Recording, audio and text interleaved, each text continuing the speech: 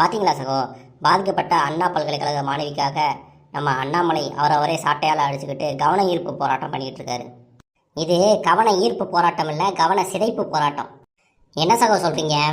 பின்ன என்னப்பா, நாட்டை ஆண்டு கொண்டு இருக்கக்கூடிய பிஜேபியினுடைய ஒரு மாநில தலைவராக இருக்காரு, முன்னாள் ஐபிஎஸ் அதிகாரி. நடந்திருக்கக்கூடிய பாலியல் குற்றத்தை அறிவியல் பூர்வமாக அணுகாம நான் செருப்பு போட மாட்டேன், சாட்டை எடுத்து அடிச்சுக்கிறேன்னு சொல்லுவது பைத்தியக்காரத்தனமா இல்லையா? வேற என்ன சகோ பண்றது? என்ன பண்றதா? இவங்க நினைச்சா என்ன வேணுமோ பண்ணலாம்.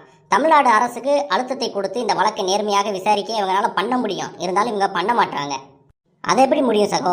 பிஜேபி எப்பயும் பண்றதான். அவங்களுக்கு பிடிக்காத மாநில அரசு இருக்கக்கூடிய இடத்துலலாம் சிபிஐ, என்ஐஏ, இன்கம் டேக்ஸ்னு சொல்லி ரைடெல்லாம் விட்டு அச்சுறுத்துவாங்க. ஆனா இவ்வளவு பெரிய பாலியல் குற்றம் நடந்தும் கூட ஏன் அமைதியா இருக்காங்க சகோ? அப்படிலாம் பண்ணா அது அரசியல் பண்ற மாதிரி இருக்காதா?